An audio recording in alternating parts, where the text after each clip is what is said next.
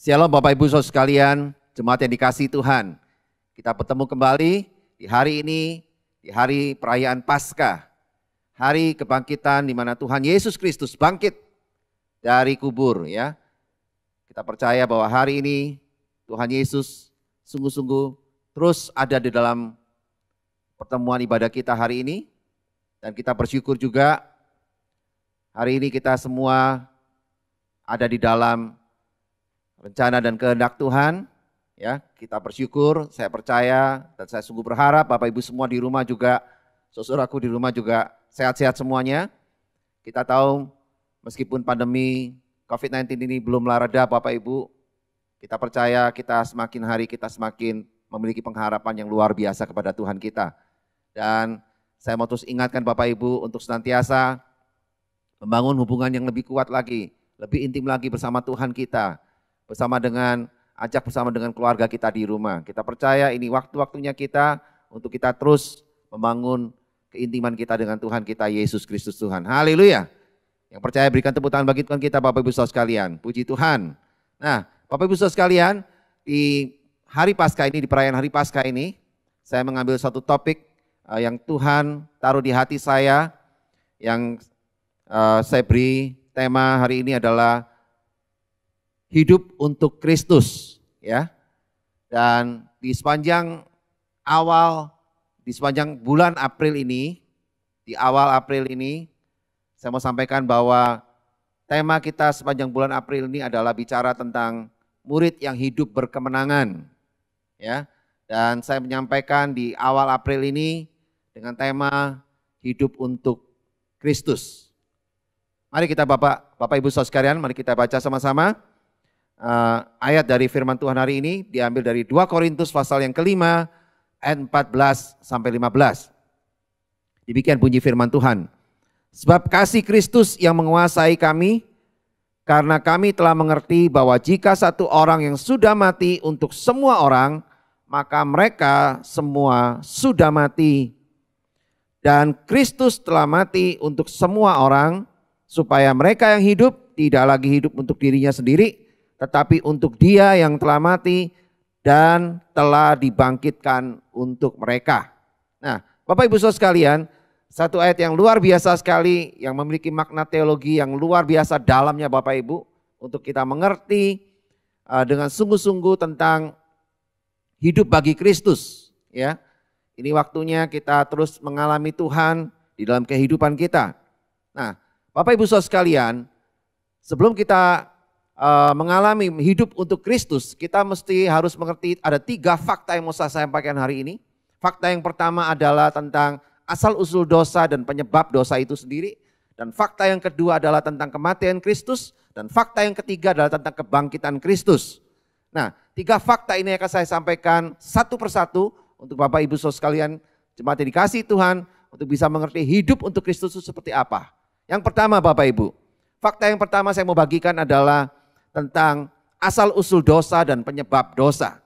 Ya, saya mau sampaikan bahwa keselamatan ada karena dosa, Bapak Ibu. Ya, kalau nggak ada dosa, tidak ada keselamatan. Ya, Tuhan Yesus nggak perlu datang ke dunia untuk menyelamatkan kita kalau tidak ada dosa. Justru karena ada dosa, maka Tuhan melakukan penyelamatan. Ya, keselamatan bagi orang yang percaya kepadanya. Nah, Bapak Ibu Saudara sekalian, perlu kita ketahui bahwa dalam Kejadian pasal yang pertama dan pasal yang kedua, di situ tidak ada dosa Bapak Ibu. Ya, waktu di Kejadian pasal pertama dan pasal yang kedua, Tuhan melihat segala sesuatunya baik. Ya, bahkan Adam dan Hawa mereka hidup dalam kemuliaan Tuhan. Adam dan Hawa memberi nama setiap tumbuhan, setiap binatang yang ada di Taman Eden. Ya, kita tahu bahwa Taman Eden adalah sebuah taman yang dibuat oleh Tuhan yang ada sekarang di negara Irak Bapak Ibu Saudara sekalian. Di Taman Eden ini dialiri oleh 4 sungai, dikelilingi oleh 4 sungai. Ya, ada sungai Pison, sungai Gihon, sungai Efrat dan sungai Tigris. Ya, tapi karena air bah Bapak Ibu Saudara sekalian, topografi permukaan dunia ini berubah Bapak Ibu. Sehingga yang tersisa hanya sungai Efrat dan sungai Tigris yang sekarang terletak di negara Irak. Dengan demikian ini menandakan memang Tuhan sengaja memberi petunjuk bahwa Taman Eden sesungguhnya itu ada di dunia ini, di negara Irak ini Bapak Ibu sekarang. Dan oleh karena itu Bapak Ibu, kita tahu bahwa Taman Eden ini diberikan Tuhan tempat untuk manusia pertama itu Adam dan Hawa untuk bisa tinggal di sana, ya. Karena Adam dan Hawa penuh dengan kemuliaan Tuhan, makanya Adam dan Hawa bisa berbicara dengan binatang, bisa bicara dengan tumbuh-tumbuhan di sana Bapak Ibu. Ya, oleh karena itu Adam dan Hawa bisa memberi nama satu persatu, ya. Adam khususnya memberi nama satu persatu hewan-hewan dan tumbuhan-tumbuhan yang ada di sana. Ya. Nah, Bapak Ibu Saudara sekalian, dimulai di Kejadian pasal yang ketiga Bapak Ibu. Nah, di Kejadian pasal yang ketiga ini mulailah timbul adanya dosa, ya. Di mana setan dibuang oleh Allah ke dunia ini.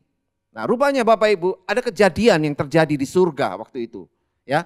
Di mana sesungguhnya Allah kita memiliki malaikat yang begitu banyak, ya. Dan malaikat-malaikat di surga ini dipimpin oleh 3 malaikat Bapak Ibu. Ya, pemimpin malaikat yang pertama adalah malaikat Gabriel, ya. Malaikat Gabriel ini adalah malaikat yang memberitakan Injil, ya, malaikat yang memberitakan Injil. Yang disampaikan waktu itu malaikat Gabriel menyampaikan, contohnya adalah waktu dia menyampaikan berita Injil tentang Yesus kepada Maria, bahwa Maria akan melahirkan seorang anak dan diberi nama Yesus, ya, Sang Juru Selamat, Sang Mesias.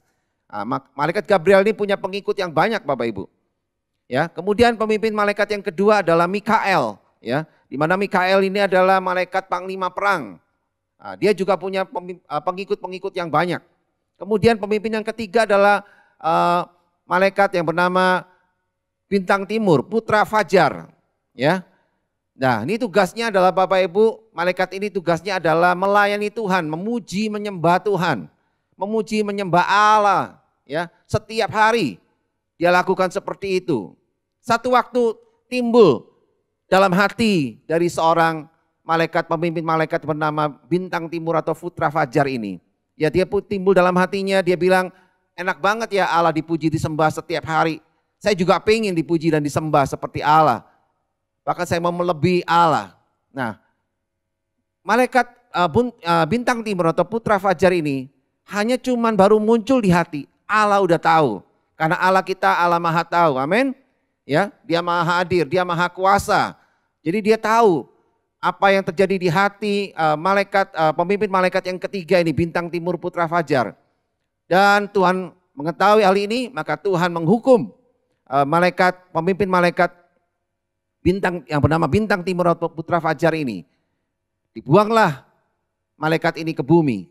Dan di bumi namanya bukan lagi Bintang Timur atau Putra Fajar, tapi namanya adalah Satan atau Setan. Ya, berikut dengan pengikut-pengikutnya. Juga semuanya ngikut ke bumi. Dan jadi setan di bumi ini hanya satu Bapak Ibu, hanya satu, ya, yang tadi asalnya adalah pemimpin malaikat Bintang Timur atau Putra Fajar. Ya, pengikut-pengikut dari setan di bumi ini yang disebut adalah roh-roh jahat di udara. Nah, Bapak Ibu Saudara sekalian, kata Lucifer itu sebenarnya tidak dikenal waktu itu. Lucifer itu ditulis oleh satu-satunya itu kitab New King James Version yang menulis satu-satunya kata Lucifer. Karena dia mengidentikan Bintang Timur itu adalah dewa sesembahan dari orang-orang Roma kuno, orang-orang Yunani kuno. Dan di situ New King James Version menulis kalimat Bintang Timur itu diganti dengan nama Lucifer yang diambil dari kata Lux dan Vere yang artinya 666, 666, ya, adalah lambang dari setan Bapak Ibu. Sehingga disitulah orang mulai kenal kata Lucifer. Dan oleh karena itu Bapak Ibu Saudara sekalian, Lucifer atau setan ini adalah satu bekas pemimpin malaikat di surga, dan sekarang dia bekerjanya di udara Bapak Ibu, menguasai udara, penghulu udara, ya. Dan roh-roh jahat adalah pengikut-pengikutnya yang masuk kepada manusia, masuk kepada semua yang ada makhluk di muka bumi ini, mempengaruhi dan menimbulkan hal-hal yang jahat dan buruk Bapak Ibu. Nah, itulah yang terjadi di dalam Kejadian pasal 3, mulailah setan masuk Bapak Ibu di dunia ini, ada di dunia ini. Dan kemudian Tuhan Allah mengizinkan setan untuk masuk ke Taman Eden, ya, ke tempatnya Adam dan Hawa. Nah, kenapa Tuhan izinkan masuk? Karena Tuhan memakai setan untuk menguji manusia, untuk menguji kita apakah kita taat atau tunduk gak, atau kita tidak taat kepada Allah. Ya, kita tahu bahwa definisi dosa itu adalah melanggar hukum Allah, yaitu di dalam 1 Yohanes 3 ayat yang keempat. Jelas sekali Tuhan tidak pernah merekayasakan tentang keselamatan, tapi Tuhan Allah kita memberikan satu ujian buat umat manusia. Karena manusia atau Adam dan Hawa, manusia pertama itu dan kita semua ini Bapak Ibu, punya potensi untuk bisa taat dan juga bisa tidak taat kepada perintah Allah. Ya, oleh karena itu sudah selayaknya Allah kita memberikan ujian buat kita, ya, lewat iblis dan yang lain Bapak Ibu. Nanti akan saya jelaskan kembali. Nah, oleh karena itu Bapak Ibu Saudara sekalian, bahwa asal usul dosa itu sendiri adalah seperti itu Bapak Ibu. Di mana kita tahu bahwa waktu setan diizinkan Tuhan masuk dalam Taman Eden, maka setan memakai binatang yang paling cerdik waktu itu, yaitu ular Bapak Ibu. Ular waktu itu punya kaki Bapak Ibu. Ya, bahkan dokter zaman sekarang modern sudah menyelidiki bahwa kromosom dari ular itu sendiri ditemukan ada kromosom I, ya. Tapi Tuhan matikan kaki kromosom itu karena itu adalah hukum dari Allah terhadap ular Bapak Ibu. Sehingga ular sekarang berjalan pakai perut, ya. Dan kita tahu apa yang terjadi waktu setan memakai ular untuk membujuk, untuk mempengaruhi Hawa, dan kemudian Hawa memberikannya kepada Adam, dan akhirnya mereka berdua melanggar perintah Allah, ya. Kemudian Tuhan menghukum manusia, di mana Hawa dihukum untuk di mana Adam dihukum untuk bekerja keras, ya. Kemudian Hawa dihukum melahirkan dengan sakit Bapak Ibu. Dan ular sendiri dihukum untuk berjalan dengan perutnya. Gen kromosom untuk kakinya dimatikan oleh Tuhan, ya, sehingga dia tidak bisa lagi berjalan dengan kakinya. Nah, Bapak Ibu Saudara sekalian, sejak itu maka Adam dan Hawa dikeluarkan dari Taman Eden, diusir dari Taman Eden, ya. Sehingga sejak itu juga Adam dan Hawa telah kehilangan kemuliaan Allah, ya. Artinya Adam dan Hawa mulai memakai tubuh dosa, mulai memakai tubuh yang fana, tubuh yang ada umurnya, ya. Padahal sebelumnya Adam dan Hawa memakai tubuh kemuliaan waktu ada di Taman Eden. Tapi sekarang sejak dia keluar dari Taman Eden, Tuhan katakan segala manusia telah kehilangan kemuliaan Allah. Itu yang terjadi Bapak Ibu. Nah, oleh karena itu Bapak Ibu sekalian, kita tahu setelah Adam dan Hawa keluar dari Taman Eden, dia menggunakan tubuh dosa, maka sejak itulah manusia mulai memiliki hidup atau sifat yang jahat, ya. Sifat yang jahat, mulai punya sifat yang jahat. Ya, mulai terjadi pembunuhan, mulai terjadi kejahatan-kejahatan demi kejahatan, ya. Yang sampai akhirnya puncaknya itu adalah waktu di zaman Nuh, di mana Tuhan memakai Nuh untuk menyuarakan kebenaran firman Tuhan, tapi banyak manusia yang nggak percaya dan tidak mau bertobat. Akhirnya Tuhan menghukum dunia ini dengan air bah, ya, selama air bah meluap selama 150 hari Bapak Ibu. Dan kemudian air bah itu surut juga dalam waktu 150 hari. Jadi kurang lebih hampir 300 hari dunia ini mengalami air bah, itu artinya 10 bulan Bapak Ibu. Sehingga makanya topografi dunia ini berubah total. Ya, kecuali Tuhan sisakan sungai Efrat dan sungai Tigris untuk penanda bahwa Taman Eden itu pernah ada di bumi ini. Yaitu sekarang adalah negara Irak Bapak Ibu. Sungai Pison dan Gihonnya kemana? Hancur lebur, ya, nggak berbekas karena kena air bah Bapak Ibu. Dan Bapak Ibu perlu tahu bahwa kehidupan peradaban dunia di zaman itu paling terbesar berpusat di daerah sekitar Irak Bapak Ibu, Timur Tengah. Makanya kenapa Timur Tengah begitu banyak menghasilkan minyak sekarang, karena Timur Tengah dulu Bapak Ibu mengalami masalah dalam kematian yang sangat besar, sehingga fosil-fosil mereka yang banyak itu akhirnya menjadi minyak bumi atau minyak mentah yang sekarang dipanen oleh negara-negara di Timur Tengah. Ya, itulah akibatnya yang terjadi karena kejahatan orang-orang yang di zaman Nuh waktu itu yang membuat Tuhan menghukum dunia ini dengan air bah. Nah, Bapak Ibu Saudara sekalian, itulah asal usul dosa. Kenapa dosa itu ada Bapak Ibu? Karena pelanggaran dari Adam dan Hawa. Ya. Ingat, itu yang terjadi. Nah sekarang ada 3 penyebab dosa itu sendiri Bapak Ibu. Penyebab yang pertama adalah penyebab dosa itu jelas iblis. Ya, 1 Petrus 5 ayat 7 sampai 8. Saya nggak akan sempat bacakan untuk ini, Bapak Ibu bisa baca di rumah. Iblis yang pertama, 1 Petrus 5 ayat 7 sampai 8. Yang kedua penyebab dosa itu adalah keinginan duniawi, yaitu 1 Yohanes 2 ayat 16, yaitu keinginan daging, keinginan mata, dan keangkuhan hidup. Itu penyebab dosa yang kedua. Dan penyebab dosa yang ketiga adalah hati nurani. Ya, Matius 15 ayat 19. Hati nurani itu adalah netral sebetulnya Bapak Ibu. Tergantung siapa yang mengendalikan diri kita. Ya, dan kita tahu bahwa kalau kita dikendalikan oleh Kudus, maka hati nurani kita akan murni. Tapi kalau kita dikendalikan oleh kedagingan kita, ego kita, maka hati nurani kita jahat. Seperti yang ditulis di dalam Matius 15 ayat 19 itu. Itulah 3 penyebab dosa. Ya, hati-hati dengan hati nurani. Karena penyebab dosa hati nurani ini ya yang paling sering banyak orang jatuh Bapak Ibu saudara sekalian. Oleh karena itu kita tahu bahwa asal usul dosa dan penyebab dosa itu ada seperti itu Bapak Ibu. Ini fakta yang pertama saya mau bagikan Bapak Ibu. Sehingga kita tahu jelas bagaimana Tuhan memberikan kita satu pengertian yang dalam tentang dosa itu sendiri dan penyebabnya. Ya. Dan fakta yang kedua saya mau bagikan adalah tentang kematian Yesus Bapak Ibu. Nah fakta yang kedua ini kenapa Yesus harus mati? Masih ingat tadi apa?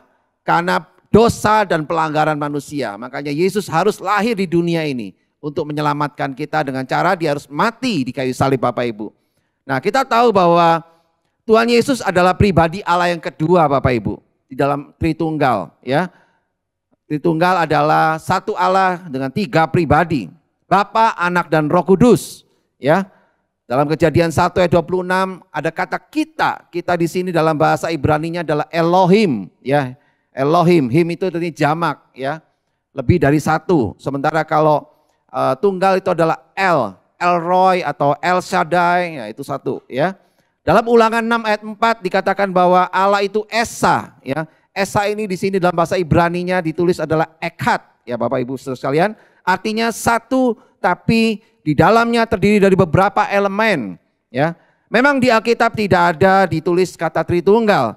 Tapi secara tersirat banyak tersebar di ayat-ayat dalam Alkitab mengenai Tritunggal. Ya waktu kejadian Yesus dibaptis di tepi sungai Yordan oleh Yohanes Pembaptis, di situ ada Bapa yang bicara, ada Roh Kudus yang seperti burung merpati yang ada dalam peristiwa itu. 3-3-nya hadir Bapak Ibu. Dan masih banyak lagi contoh-contoh di Alkitab yang saya nggak bisa jelaskan lebih banyak lagi. Dan saya percaya di satu waktu ini saya akan jelaskan mengenai Tritunggal lebih dalam lagi Bapak Ibu. Nah Bapak Ibu saudara sekalian, Bapa kita di surga, pribadi yang pertama adalah Bapa itu memiliki satu sifat aja yaitu sifat kealahan. Yaitu sifat Allah yang utama itu adalah Maha Tahu, Maha Kuasa, dan Maha Hadir. Kemudian Roh Kudus juga punya satu sifat kealahan aja, yaitu yang utama yaitu Maha Tahu, Maha Hadir, dan Maha Kuasa Bapak Ibu. Tapi Yesus Kristus Tuhan dia punya 2 sifat Bapak Ibu. Yaitu sifatnya adalah punya sifat kealahan, yaitu Maha Tahu, Maha Kuasa, dan Maha Hadir. Tapi juga punya sifat kemanusiaan. Apa sifat kemanusiaan seperti apa? Rasa lapar, ngantuk, ya haus. Nah itu dia Bapak Ibu. Lelah. Nah itu sifat manusia Bapak Ibu. Kenapa Yesus adalah punya sifat manusia? Jelas sekali. Yohanes 1 ayat 14 katakan apa Bapak Ibu saudara? Firman itu telah menjadi manusia. Dan kita tahu bahwa firman itu adalah Yesus itu sendiri Bapak Ibu saudara sekalian. Nah oleh karena itu Bapak Ibu saudara sekalian, kita tahu bahwa dalam peristiwa kematian Yesus, kalau kita baca dalam Filipi pasal yang ke-2 ayat 1 dan 6 dan 7, Filipi pasal 2 ayat ayat 6 dan 7 ya. Filipi pasal 2 ayat 6 dan 7. Saya akan bacakan buat Bapak Ibu saudara sekalian dalam Filipi pasal kedua ayat yang ke-6 dan yang ke-7. Ya, demikian bunyi firman Tuhan. Yang walaupun dalam rupa Allah tidak menganggap kesetaraan dengan Allah itu sebagai milik yang harus dipertahankan, melainkan telah mengosongkan dirinya sendiri dan mengambil rupa seorang hamba dan menjadi sama dengan manusia. Nah, Bapak Ibu Saudara sekalian perhatikan baik-baik, ayat ini sangat penting sekali ya. Secara teologis Bapak Ibu Saudara sekalian, bahwa dikatakan di situ bahwa Tuhan mengosongkan dirinya ya. Itu artinya dia melakukan kenoo atau kenosis Bapak Ibu.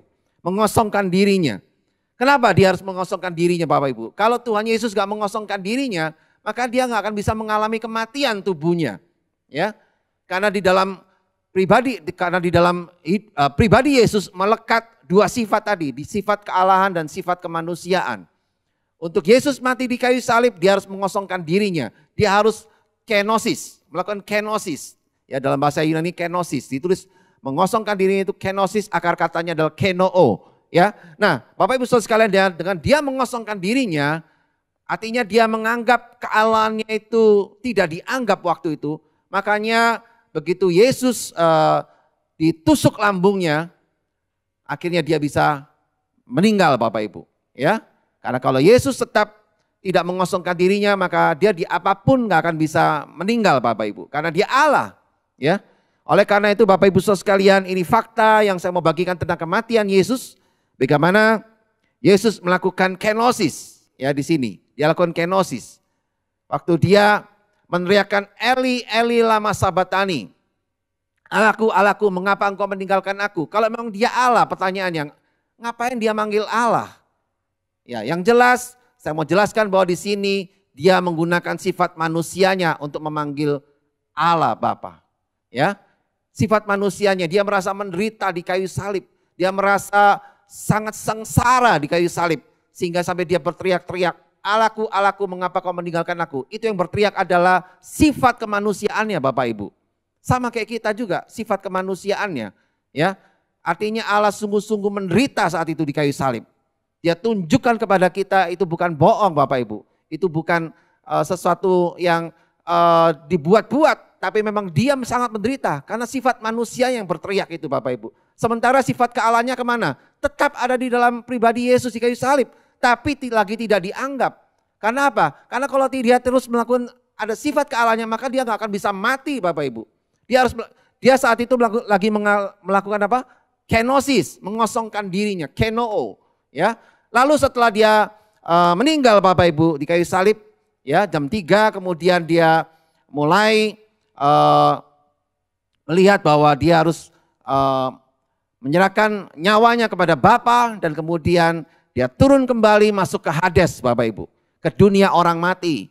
Nah, dia masuk ke Hades, ke dunia orang mati. Dunia orang mati itu ada di bawah bumi, di perut bumi ini Bapak Ibu, di inti bumi ini, di mana di dalam Hades atau dalam bahasa Ibraninya Seol itu adalah satu dunia orang mati. Dalam dunia orang mati itu ada dua ruangan Bapak Ibu yang terpisah dengan jurang yang tak terseberangi. Yaitu yang bagian atas adalah pangkuan Abraham atau disebut juga Firdaus atau disebut juga Eden. Ya. Kemudian yang bawah itu adalah alam maut Bapak Ibu. Yang atas ini adalah untuk orang-orang yang percaya kepada Yesus Tuhan. Taruh di sana ada Nabi Nuh, di sana ada Musa, ada Daud dan semua orang-orang perjanjian lama yang sebelum Yesus naik ke surga, mereka semua ditaruh di sana. Sementara yang di alam maut adalah orang yang menolak Yesus, ya. Mereka semua ada di alam maut dan suasana alam maut ini sama seperti suasana neraka, tapi bukan neraka yang sesungguhnya, ya. Tapi nanti mereka akan dipindahkan ke neraka yang sesungguhnya. Suasana di pangkuan Abraham juga adalah suasana surga, tapi bukan surga yang sesungguhnya, nanti akan dipindahkan ke surga yang kekal, ya. Nah, Bapak Ibu Saudara sekalian, apa yang dilakukan Yesus waktu dia masuk ke Hades Bapak Ibu? Dia di Hades, dia masuk ke dalam pangkuan Abraham. Untuk apa? Untuk memproklamirkan dirinya bahwa dia adalah Tuhan yang siap untuk membawa mereka pulang ke rumah Bapa. Tapi nanti Bapak Ibu, waktu Yesus datang ke dunia dalam kita rapture, ya. Dan Yesus menguatkan iman orang-orang yang ada di pangkuan Abraham itu untuk supaya mereka tetap setia, tetap percaya dan terus hidup dalam kasih rencana kehendak Tuhan yang luar biasa. Nah, itulah yang dilakukan Yesus. Itu namanya dilakukan adalah keruso, ya, bukan evangelisto, bukan menginjil dia di Hades itu, ya. Kalimat aslinya itu adalah keruso, artinya memproklamirkan dirinya bahwa dia adalah Tuhan untuk menguatkan iman yang orang ada di pangkuan Abraham, ya. di ruangan itu. Nanti akan saya jelaskan di kemudian waktu nanti lebih jelas lagi. Tapi yang jelas Bapak Ibu ngerti bahwa Yesus waktu mati dia masuk ke Hades, ya. Jadi Yesus mati hari Jumat itu jam 3 sore, ya. Itu udah dihitung hari yang pertama, kemudian karena menurut kalender orang Yahudi, jam orang Yahudi itu adalah dihitung mulai dari jam 6 sore lewat 1 menit, itu udah hari yang baru. Jadi hari Jumat jam 3 sore Yesus meninggal, kemudian Yesus dikuburkan dan jam 6 sore hari Jumat lewat 1 menit itu udah masuk hari yang kedua, hari Sabtu, ya. Dan kalau orang Yahudi sebut hari Sabtu itu adalah hari Sabat, ya. Itu hari yang ke-7. Kalau hari Minggu adalah hari yang ke-1 Bapak Ibu. Nah kemudian masuk di hari Sabtu pagi, itu masih Sabtu, kemudian Sabtu jam 6 sore lewat 1 menit Bapak Ibu, itu udah masuk hari yang ketiga. Ya. Jadi hari yang pertama hari Jumat, jam 3 sore itu udah hari pertama Bapak Ibu. Kemudian hari Jumat jam 6 sore lewat 1 menit itu udah hari kedua. Kemudian hari Sabtu jam 6 sore lewat 1 menit itu udah hari yang ketiga. Yesus bangkit di hari Minggu pagi. Tepat, jadi hitungannya hari yang ketiga Yesus bangkit menurut perhitungan kalender orang Yahudi. Bapak Ibu Saudara sekalian. Jadi di hari yang ketiga itulah Yesus bangkit. Ya. Nah oleh karena itu Bapak Ibu Saudara sekalian, kematian Yesus ini jelas sekali buat kita bahwa Tuhan melakukan kenosis, yaitu mengosongkan dirinya dan melakukan keruso, memproklamirkan dirinya di dunia orang mati. Termasuk waktu dia bicara kepada penyamun yang di sebelahnya, ya. Lukas 23 ayat 39 sampai 43. Bapak Ibu bisa baca di rumah, dikatakan bahwa hari ini juga engkau akan masuk ke taman, hari ini juga akan masuk ke Firdaus. Artinya Yesus benar, tepat mengatakan kepada penyamun itu, dia datang ke Hades, ke Firdaus, ke ruangan yang atas itu Bapak Ibu, ruangan pangkuan Abraham atau Firdaus atau Eden sebutnya, atau kalau dalam bahasa Inggrisnya Paradise. Nah disitulah Yesus ketemu dengan si penyamun itu, ya. Dan dia mengatakan, kuatkan imanmu terus, percaya bahwa aku adalah Allah Tuhan Allahmu, ya. Jelas itu bukti bahwa dunia orang mati itu ada dan Tuhan pernah ke sana Bapak Ibu Saudara sekalian. Nah jadi itulah yang membuat fakta yang kedua tentang kematian Yesus. Fakta yang ketiga, yang terakhir Bapak Ibu, yaitu tentang kebangkitan Yesus. Nah, fakta yang ketiga tentang kebangkitan Yesus ini adalah fakta yang jelas sekali sesuai dengan hitung-hitungan tadi, adalah tepat di hari yang ketiga Yesus bangkit, ya. Bangkit memberikan kemenangan atas maut, dan Yesus mengatasi dan menyempurnakan hukum Taurat Bapak Ibu, ya. Karena hukum Taurat dibuat untuk menunggu kelahiran Yesus, ya. Oleh karena itu Yesus lebih tinggi daripada hukum Taurat atau juga hari Sabat. Ya, kita tahu bahwa hari yang ke-7 itu adalah hari Sabat. Jadi hari yang ke-1 itu adalah hari Minggu. Ya, dan oleh karena itu kenapa kita mesti ibadahnya di hari Minggu? Karena ibadah kita di hari Minggu itu adalah ibadah karena kemenangan Yesus atas maut. Ya, Yesus menyempurnakan hukum Taurat. Itulah alasan kita kenapa ibadah hari Minggu. Karena ibadah kebangkitan Yesus, ibadah kemenangan yang Tuhan berikan buat kita. Amin, haleluya. Yang percaya berikan tepuk tangan bagi Tuhan kita. Haleluya. Nah Bapak Ibu Saudara sekalian, Yesus bangkit sebagai yang sulung dari tubuh kebangkitan. Ya, itu artinya yang sulung dari tubuh kebangkitan. Kenapa? Karena Yesus adalah pribadi yang pertama memakai tubuh kebangkitan dari kematian Bapak Ibu. Nanti kita pun juga akan pakai tubuh kebangkitan yang sama seperti yang Yesus kenakan. Sehingga kita tidak ada lagi rasa lapar, rasa haus, rasa ngantuk. Karena kita pakai tubuh kemuliaan waktu kita nanti pulang ke rumah Bapa, Bapak Ibu Saudara sekalian. Dan Yesus pulang ke rumah Bapa untuk menjadikan tempat bagi kita semua. Nah jadi Bapak Ibu Saudara sekalian, untuk kita yang di dalam Kristus, kita yang telah meninggal, maka kita akan langsung naik ke atas Bapak Ibu. Gak usah turun ke Hades lagi, gak usah ke pangkuan Abraham lagi, tapi langsung masuk ke surga, ke tempat kediaman Allah. Itu surga Bapak Ibu, ya. Dengan apa? Dengan tubuh kebangkitan, tubuh kemuliaan.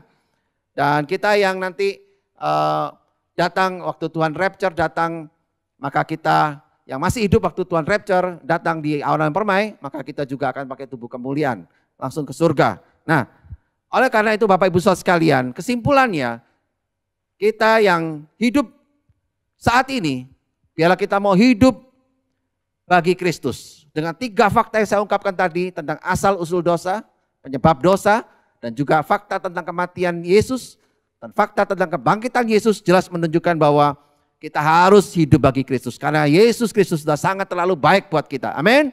Haleluya. Dia sudah merancangkan keselamatan buat kita semua. Ya, Allah tidak pernah merancangkan keselamatan buat malaikat. Allah hanya merancangkan keselamatan buat siapa? Buat kita umat manusia. Nah, lihat betapa begitu sayangnya dia kepada kita umat ciptaannya.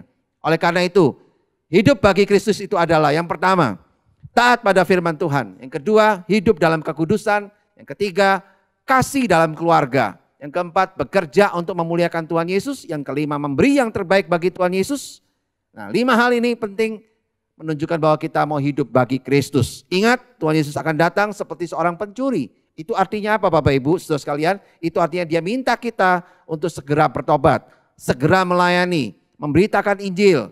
Ya, yang pertama segera bertobat, yang kedua segera melayani. Yang ketiga memberitakan Injil kepada semua orang. Yang keempat hidup dipenuhi dengan Roh Kudus setiap hari. Artinya dikendalikan oleh Roh Kudus. Nah, kita tahu Bapak Ibu saudara sekalian bahwa orang percaya tidak bisa menghujat Roh Kudus. Hanya orang yang menolak Yesus, orang-orang Farisi yang bisa menghujat Roh Kudus. Tapi orang percaya bisa mendukakan Roh Kudus, ya.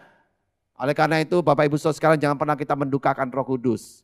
Biarlah kita mau hidup terus sebagai orang yang lahir baru, orang yang mau sungguh-sungguh hidup di dalam kasih karunia Tuhan, sehingga benih-benih dosa yang masih ada dalam diri kita bisa ditahan oleh karena kita hidup sebagai orang-orang lahir baru, sehingga kita tidak lagi menjadi orang-orang yang mendukakan Roh Kudus. Amin. Haleluya, setuju, berikan tepuk tangan bagi Tuhan kita. Nah, Bapak Ibu saudara sekalian, ingat bahwa Roh Kudus diam di dalam kita, dia tinggal dalam kita, dan dia aktif bekerja saat kita hidup memuliakan Tuhan. Tapi saat kita melakukan dosa, maka Roh Kudus akan diam atau silent, tidak melakukan apa-apa. Dan itu merugikan kita sendiri. Oleh karena itu Bapak Ibu saudara sekalian, saya mau ingatkan Bapak Ibu di hari Paskah ini, hiduplah bagi Kristus. Aktifkanlah Roh Kudus dalam hidupmu sebagai orang-orang lahir baru, sehingga kau bisa menahan dan menekan benih-benih dosa itu. Supaya nggak bisa tumbuh lagi dalam hidupmu. Amin. Haleluya. Berikan tepuk tangan dan kemuliaan bagi Tuhan kita, Yesus Kristus Tuhan. Puji Tuhan.